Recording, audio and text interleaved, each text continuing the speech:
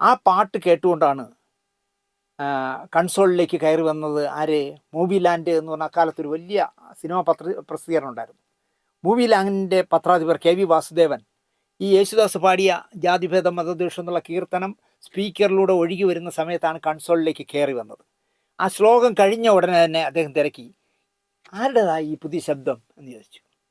ഇത്ര മനോഹരമായ ഒരു ശബ്ദം അടുത്തിടെയൊന്നും ഞാൻ കേട്ടിട്ടില്ല എന്നുകൂടിയായി KV വാസുദേവൻ്റെ സർട്ടിഫിക്കറ്റ്. MB ശ്രീനിവാസൻ യേശുദാസിനെ KV വാസുദേവന് പരിചയപ്പെടുത്തി. കോടീശ്വർ റാവു ആണ് അക്കാലത്തിൽ ഒരുപാട് കാലം ഭരണി സ്റ്റുഡിയോയുടെ റെക്കോർഡ്സ്. അപ്പോൾ എന്താ പറയുക, റെക്കോർഡിംഗ് രംഗത്ത് കോടീശ്വർ റാവു പറഞ്ഞാൽ അവസാന വാക്കാണ്. അപ്പോൾ MB ശ്രീനിവാസൻ കോടീശ്വർ റാവുവിനോട് ചോദിച്ചു, എങ്ങനെയുണ്ട്? അതായത് ഈ പുതിയ പയ്യൻ പാടിയത് എങ്ങനെയുണ്ട് എന്ന് റെക്കോർഡ്സായ കോടീശ്വർ റാവുവിനോട് ചോദിച്ചു. അക്കാലത്ത് കോടീശ്വർ റാവു ഒരു വാക്ക് പറഞ്ഞാൽ അത് വാക്കാണ്, അതിന് പിന്നെ മാറ്റമില്ല, അവസാന വാക്കാണത്. അദ്ദേഹം ചിരിച്ചുകൊണ്ട് പറഞ്ഞു, ഒരു 10 വർഷം കഴിഞ്ഞ് പറയാം. ഇതായിരുന്നു അദ്ദേഹത്തിൻ്റെ മറുപടി. അതിൻ്റെ അർത്ഥം നിങ്ങൾക്ക് മനസ്സിലായി കാണും.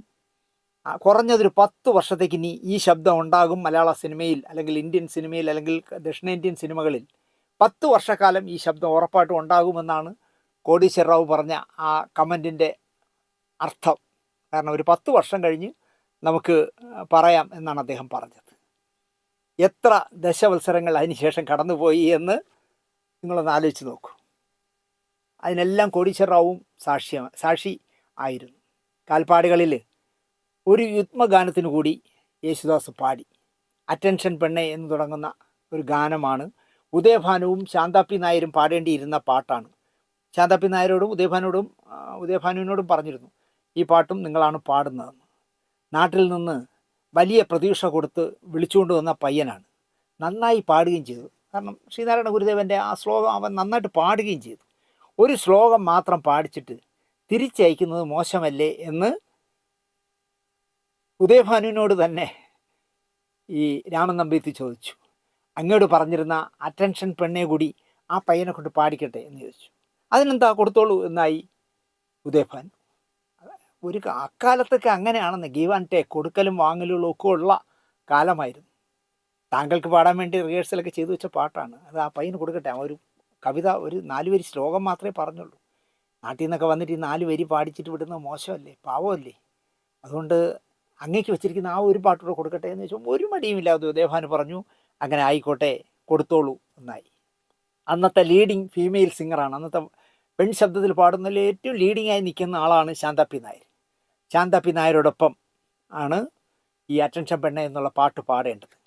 ഒരു പരിഭ്രമവുമില്ലാതെ കുട്ടി പാടിക്കോളൂ എന്നായിരുന്നു ശാന്താപ്പി നായർ കൊടുത്ത പിന്തുണ. യേശുദാസിനോട് പറഞ്ഞു, ഇങ്ങനെ ഒരു പരിഭ്രമവും വേണ്ട, കുട്ടി നന്നായിട്ട് പാടിക്കൊള്ളൂ, ഞാൻ കൂടെ പാടാം എന്ന് പറഞ്ഞാണ് സീനിയറായ ശാന്താപ്പി നായർ യേശുദാസിനോടൊപ്പം പാടിയത്. ശ്രീനാരായണ ഗുരുവിൻ്റെ ചില ശ്ലോകങ്ങൾ കൂടി കാൽപ്പാടുകൾക്കായി യേശുദാസ് പാടിയിട്ടാണ് മദ്രാസിൽ നിന്ന് വീട്ടിലേക്ക് മടങ്ങിയത്. ആ ഗായകൻ്റെ രംഗപ്രവേശനത്തിന് നിമിത്തമാവുക എന്നത് എൻ്റെ നിയോഗമായിരിക്കാം എന്നാണ് രാമൻ നമ്പിയത്ത്. അതിനുശേഷം അദ്ദേഹം ഒരുപാട് ദുഃഖങ്ങളൊക്കെ അനുഭവിച്ച ശേഷവും എന്താ പറയുക, എല്ലാം വിറ്റു തുലയ്ക്കേണ്ടി വന്നു പടം പൊളിഞ്ഞതുകൊണ്ട്. പക്ഷേ അപ്പോഴും അദ്ദേഹം പറഞ്ഞത്, ആ ഗായകൻ്റെ രംഗപ്രവേശനത്തിന് നിമിത്തമാവുക എന്നത് എൻ്റെ നിയോഗമായിരുന്നിരിക്കാം, ഞാനല്ലെങ്കിൽ മറ്റൊരാളായിരിക്കും അത് നിർവഹിക്കുക. കാൽപ്പാടുകൾ നമ്പ്യത്തിന് നൽകിയ അത്രയും കൈപ്പേറിയ അനുഭവങ്ങളായിരുന്നു. പടത്തിൻ്റെ ബോക്സ് ഓഫീസ് പരാജയം കൈപ്പേറിയ അനുഭവങ്ങളാണ് നമ്പ്യത്തിന് നൽകിയത്. കണ്ടശങ്കടവുകാരനായ രാമൻ നമ്പ്യത്ത് ജീവിതം തകർന്നടിഞ്ഞതുപോലെയായി. കടം കയറി പെരുകി, എന്താ പറയുക, കൂടി വരുമല്ലോ, പലിശ കയറി വരുമ്പോൾ എന്താവും. അങ്ങനെയുള്ളൊരു നാളുകളിൽ കൂടെ സുഹൃത്തുക്കളായി പാർട്ണർഷിപ്പ് എടുത്തിരുന്നവരെല്ലാം വഴക്കിനും കേസിനും വക്കാണത്തിനും ഒക്കെ പോയപ്പോൾ ഒരു നാൾ രാമൻ നമ്പ്യത്ത് ഒരു തീരുമാനമെടുത്തു. ഇനി ജീവിച്ചിരുന്നൊരു കാര്യമില്ല, ആത്മാഭിമാനമല്ലേ വലുത്, ആത്മഹത്യ ചെയ്യാം എന്ന് തീരുമാനിച്ചു. ഭ്രാന്തനെ പോലെ ലക്ഷ്യബോധമില്ലാതെ ഇറങ്ങി നടക്കവേ എങ്ങു നിന്നോ ഒരു ഗാനശകലം നമ്പ്യത്തിൻ്റെ കർണപുടങ്ങളിൽ പതിച്ചു. ഈ ആത്മഹത്യയെപ്പറ്റി ചിന്തിച്ചിങ്ങനെ നടക്കുകയാണ്, ലക്ഷ്യബോധമില്ലാതെ നടക്കുമ്പോഴാണ് യേശുദാസിൻ്റെ ഒരു പാട്ടാണ് കേൾക്കുന്നത്. തൻ്റെ പ്രിയപ്പെട്ട ആ കുട്ടിയുടെ ശബ്ദത്തിലാണ് ആ ഗാനശകലം വരുന്നതെന്ന് അദ്ദേഹത്തിന് മനസ്സിലായി. കാരണം പിന്നെ തുടരെ പാട്ടുകൾ കിട്ടിയല്ലോ.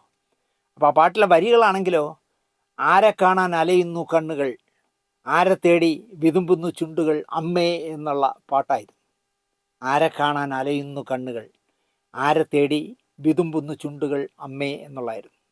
നമ്പ്യത്ത് ആ അമ്മേ എന്നുള്ള യേശുദാസിൻ്റെ പാട്ടിലെ അവസാനത്തെ വാക്ക് യേശുദാസ് പാടുന്നത് ശ്രദ്ധിച്ചപ്പോൾ ഒരു നിമിഷം നമ്പ്യത്ത് തൻ്റെ അമ്മയെക്കുറിച്ച് ആലോചിച്ചു. ഒപ്പം വീട്ടിൽ കാത്തിരിക്കുന്ന ഭാര്യയെയും മക്കളെയും ഓർത്തു. വയ്യ, ഇനിയും അവരെ കഷ്ടപ്പെടുത്താൻ വയ്യ എന്ന് അദ്ദേഹം തീരുമാനിച്ചു. മനസ്സുകൊണ്ട് അവരോടെല്ലാം മാപ്പ് പറഞ്ഞ് സ്വയം മരണം വരിക്കാൻ തീരുമാനമെടുത്തുകൊണ്ടാണ് രാമൻ നമ്പ്യത്ത് അന്ന് വീട്ടിലെത്തിയത്. കൈവശം ഒരു കുപ്പി വിഷവും കരുതിയിരുന്നു. നമ്പ്യത്ത് അടുക്കളയിൽ ഉണ്ണാനിരുന്നു. വീട്ടിൽ ചെന്ന് കൈയും കാലവും കഴുകിയിട്ട് വന്നു. കുപ്പിയോടെയോ മറച്ചു വെച്ചു. എന്നിട്ട് അദ്ദേഹം വന്ന് ഉണ്ണാനിരുന്നു. നിലത്ത് ചമ്രം മിണഞ്ഞ് ഇരുന്ന് ഊണ് കഴിക്കാൻ തുടങ്ങി. ഇഷ്ടപ്പെട്ട കറികളൊക്കെയാണ് ഭാര്യ വച്ചു വിളമ്പി വച്ചിരിക്കുന്നത്. നമ്പ്യത്തും മക്കളും വയറ് നിറച്ച് ഭക്ഷണം കഴിക്കുന്നത് അമ്മയും ഭാര്യയും നോക്കി നിന്നു. ഊണ് കഴിക്കുന്നതിനിടയിൽ നമ്പ്യത്ത് അമ്മയെയും ഭാര്യയെയും മാറി മാറി കണ്ണിറയെ കണ്ടു. കഴിക്കുന്നതിനിടയിൽ തന്നെ രണ്ടുപേരും മാറി മാറി നോക്കുന്നുണ്ട്. കണ്ണിറയെ അവസാനമായി കാണുകയാണല്ലോ. ഞാൻ ഇന്ന് രാത്രി ആത്മഹത്യ ചെയ്യുമെന്ന് ഉറപ്പിച്ചിരിക്കുകയാണ് പുള്ളി. എൻ്റെ അവസാനത്തെ കാഴ്ചയാണ് നിങ്ങൾ രണ്ടുപേരെന്ന് അദ്ദേഹം മനസ്സിൽ കുറിച്ചു. എൻ്റെ അന്ത്യ അത്താഴം എന്നാണ് ഈ ലാസ്റ്റ് സപ്പർ എന്നൊക്കെ പറയും പോലെ അവസാനത്തെ അത്താഴം എന്ന് കരുതിക്കൊണ്ട് തന്നെ അദ്ദേഹം ആ രുചിയുള്ള കറികൾ കൂട്ടി ഊണ് കഴിച്ചു. ഇതിനിടയിൽ ഭാര്യ അകത്തേക്ക് കയറിപ്പോയി. ഊണ് കഴിക്കുന്നിടത്തുനിന്ന് അകത്തെ മുറിയിലേക്ക് എവിടെ കയറിപ്പോയി. തിരികെ വന്നത് ഒരു കുപ്പിയും 6 ഗ്ലാസ്സുകളുമായിട്ടാണ്. നമ്പ്യത്ത് അന്തം വിട്ട് ഒന്നും മനസ്സിലാക്കാത്ത പോലെ ഇരിപ്പിൽ തന്നെ ഇരുന്നു. ഫ്രീസായി ഇരിക്കും പോലെ അദ്ദേഹം അവിടെ ഇരുന്നു. കാരണം അദ്ദേഹം ആത്മഹത്യ ചെയ്യാൻ വേണ്ടി വാങ്ങിക്കൊണ്ടുവന്ന മദ്യക്കുപ്പിയും 6 ഗ്ലാസ്സുകളുമായിട്ടാണ് വന്നിരിക്കുന്നത്. കാരണം 3 കുട്ടികൾക്കും ഭാര്യയ്ക്കും ഭർത്താവിനും അമ്മയ്ക്കും അങ്ങനെ 6 പേർക്ക് കഴിക്കാനുള്ള 6 ഗ്ലാസ്സുമായിട്ടാണ് വന്നത്. മക്കൾ കാര്യം അറിഞ്ഞപ്പോൾ പൊട്ടിക്കരഞ്ഞു. കാരണം ഇന്ന് രാത്രി അച്ഛൻ ആത്മഹത്യ ചെയ്യാനാണ് ഈ കുപ്പിയിൽ വിഷം വാങ്ങിക്കൊണ്ട് വച്ചിരിക്കുന്നത് പറഞ്ഞപ്പോൾ കുട്ടികൾ പൊട്ടിക്കരഞ്ഞു. ഭാര്യ കണ്ണീരടക്കി നിസ്സംഗയായി നിന്നു. ഒന്നും അറിയാത്ത പോലെ, ഇതൊന്നും മനസ്സിലാവാത്ത പോലെ അമ്മ മിഴിച്ചിരുന്നു. അന്ന് രാമൻ നമ്പ്യത്ത് ഒരു തീരുമാനമെടുത്തു. എന്തു വന്നാലും ശരി, ഇനി ലോകമിടിഞ്ഞു വീഴുന്നാലും ശരി, ഇനി ഞാൻ ആത്മഹത്യയുടെ വഴിയിലേക്കില്ല എന്ന് അദ്ദേഹം തീരുമാനിച്ചു. മരണചിന്തയിൽ നിന്ന് ഇനി എങ്ങനെയും ജീവിക്കണമെന്ന വാശിയിലേക്ക് നമ്പ്യത്ത് നയിക്കപ്പെട്ടു. ഇവിടെ നമ്പ്യത്തിൻ്റെ ജീവിതത്തിൻ്റെ 2ാം ഘട്ടം അല്ലെങ്കിൽ ഇൻ്റർവെലിന് ശേഷമുള്ള 2ാം ഭാഗം തുടങ്ങി എന്ന് പറയാം. പാലക്കാട് ജില്ലയിലെ വാണിയംകുളത്തിനടുത്തുള്ള പത്തംകുളം എന്ന ഗ്രാമത്തിൽ മണ്ണിൽ പൊന്നു വിളയിച്ചുകൊണ്ടാണ് അദ്ദേഹം ജീവിതത്തിനൊരു മാറ്റം വരുത്തുന്നത്. അദ്ദേഹം ഒരു കർഷകനായി മാറി, മുഴുവൻ സമയ കർഷകനായി മാറി. അങ്ങനെ ജീവിതം വീണ്ടും കരുപ്പിടിപ്പിച്ച് അദ്ദേഹം ജീവിച്ചുകൊണ്ടിരിക്കുന്ന കാലത്ത് പത്തംകുളത്തെ പഴയ വീട്ടിൽ നഗരത്തിൻ്റെ എല്ലാ തിന്മകളെയും ആട്ടിയോടിച്ച് ജീവിക്കുന്ന പഴയ സിനിമാ പ്രൊഡ്യൂസറെ തേടി, തനിക്ക് ആദ്യമായി പാടാനൊരു അവസരം തന്ന ആ പഴയ പ്രൊഡ്യൂസറെ തേടി ഗാനഗന്ധർവനായി മാറിയ പഴയ യേശുദാസ്, അല്ലെങ്കിൽ ആ കുട്ടി എന്ന് പറയുന്നതായിരിക്കും ശരി, നമ്പ്യത്ത് വിളിക്കുന്ന കുട്ടി എന്നാണല്ലോ, ആ കുട്ടി പടിക്കെട്ടുകൾ കയറി വീട്ടിലേക്ക് കടന്നു ചെന്നു. അപ്രതീക്ഷിതമായി പടി കടന്നു വരുന്ന അതിഥിയെ കണ്ട് എന്തു പറയണമെന്ന് അറിയാതെ പകച്ചു നിന്നുപോയി രാമൻ നമ്പ്യത്ത്. ശരിക്കും പറഞ്ഞാൽ സതീർത്ഥനായ ശ്രീകൃഷ്ണനെ കാണാൻ കുചേലൻ ചെന്നതുപോലെ തന്നെ.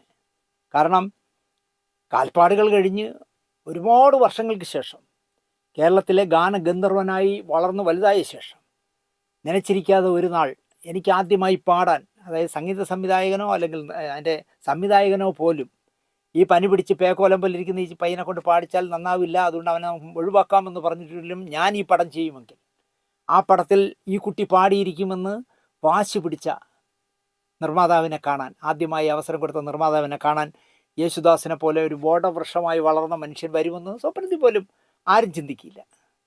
സിനിമയിലാണെങ്കിൽ ആരും അങ്ങനെ ചെയ്യാറുമില്ല. ഒരു യേശുദാസ് മാത്രമായിരിക്കും തനിക്ക് ആദ്യമായിട്ട് അവസരം തന്ന ആദ്യത്തെ നിർമ്മാതാവിനെ തേടിച്ചെന്നത്. ഇവിടെ അവസരങ്ങൾ കൊടുത്ത എത്രയോ നടന്മാരും നടികളുമുണ്ട്. അവർക്ക് ആദ്യമായി അവസരം കൊടുത്ത നിർമ്മാതാവിൻ്റെ പേര് പോലും ചിലപ്പോൾ സംവിധായകൻ്റെയും നിർമ്മാതാവിൻ്റെയും പേര് പോലും ഓർമ്മയില്ലാത്തവരായിരിക്കും എന്ന് ഞാൻ പറയും. കാരണം നമ്മൾ ഒഴുക്കിനെതിരെ നീന്തേണ്ട, ഒഴുക്ക് എങ്ങോട്ടാണോ ആ ഒഴുക്കിലൂടെ നീന്തി രക്ഷപ്പെടുന്നതാണ് ഭംഗി എന്ന് വിചാരിക്കുന്ന പ്രാക്ടിക്കൽ ചിന്തയുള്ളവരാണല്ലോ സിനിമയിലുള്ളത്. പക്ഷേ അപ്രതീക്ഷിതമായി പടി കയറി വന്ന അതിഥിയെ കണ്ട് എന്തു പറയണമെന്നറിയാതെ പകച്ചു നിന്നു നമ്പ്യത്ത്. നിറഞ്ഞ കണ്ണുകളോടെ നിമിഷങ്ങളോളം യേശുദാസും നമ്പ്യത്തും പരസ്പരം നോക്കി നിന്നു. സ്നേഹത്തോടെ കെട്ടിപ്പുണർന്നു. തൻ്റെ ജീവിതത്തിൻ്റെ തന്നെ വഴിതിരിച്ചു വിട്ട വ്യക്തിയെ യേശുദാസ് എങ്ങനെ മറക്കാൻ? 2014 ഫെബ്രുവരി 26 പത്തംകുളത്ത് തന്നെ 90-ാമത്തെ വയസ്സിൽ രാമൻ നമ്പ്യത്ത് എന്ന് പറഞ്ഞ് യേശുദാസിനൊരു ജീവിതം ഉണ്ടാക്കി കൊടുത്ത ആ വലിയ മനസ്സിൻ്റെ ഉടമയായ നിർമ്മാതാവ് അന്തരിച്ചു. അതായത് 2014. അപ്പോൾ 14 എന്ന് പറയുമ്പോൾ 10 വർഷമാകാൻ പോകുന്നു അദ്ദേഹം മരിച്ചിട്ട്. എന്തായാലും ഈ ഫോട്ടോയിൽ ഞാൻ നേരത്തെ പറഞ്ഞ പോലെ കുചേലനും ശ്രീകൃഷ്ണനും നിൽക്കുന്നത് പോലെ ഷട്ടൊന്നും ഇടാതെ നിൽക്കുന്ന രാമൻ നമ്പ്യത്ത് എന്ന് പറഞ്ഞാൽ യേശുദാസിന് ആദ്യമായി പാടാനുള്ള അവസരം തുറന്നു കൊടുത്ത നമ്പ്യത്ത് സാറും യേശുദാസും കെട്ടിപ്പിടിച്ച് നിൽക്കുന്ന ഈ പടം, ഈ സ്റ്റോറി നിങ്ങൾക്ക് ഇഷ്ടപ്പെട്ടിരിക്കുമെന്ന് വിചാരിച്ചുകൊണ്ട് ഈ എപ്പിസോഡ് ഇവിടെ അവസാനിപ്പിക്കുന്നു. അദ്ദേഹത്തിൻ്റെ ഒരു നല്ല പടം കിട്ടാൻ പോലും ഇല്ല എന്നുള്ളതാണ്. ഞാൻ ഒരുപാട് ട്രൈ ചെയ്ത് നോക്കി അദ്ദേഹത്തിൻ്റെ നല്ല കുറച്ച് പടങ്ങൾ കിട്ടുമെന്ന്. ഒരു ബന്ധപ്പെട്ട ആർക്കും അറിയില്ല അദ്ദേഹത്തിൻ്റെ ഫാമിലി എവിടെ ഉണ്ടെന്ന്.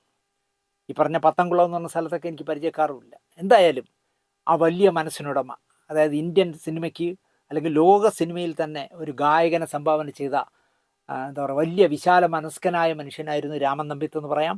അദ്ദേഹത്തിൻ്റെ ആത്മാവിന് നിത്യശാന്തി നേർന്നുകൊണ്ട് വർഷങ്ങൾ കഴിഞ്ഞ് വലിയ ഗാനഗന്ധർവനായിട്ട് പോലും എനിക്ക് ആദ്യമായിട്ട് ഒരു പാഠത്തിൽ പാടാനുള്ള അവസരം തന്ന നിർമ്മാതാവിനെ തേടിച്ചെന്ന പത്മശ്രീ യേശുദാസ് അല്ലെങ്കിൽ ഗാനഗന്ധർവൻ യേശുദാസ് എന്ന് പറയാവുന്ന ദാസേട്ടൻ്റെ വലിയ മനസ്സിന് ഒരു നല്ല നമസ്കാരം പറഞ്ഞുകൊണ്ട് ഈ എപ്പിസോഡ് ഇവിടെ അവസാനിപ്പിക്കുന്നു. നന്ദി, നമസ്കാരം.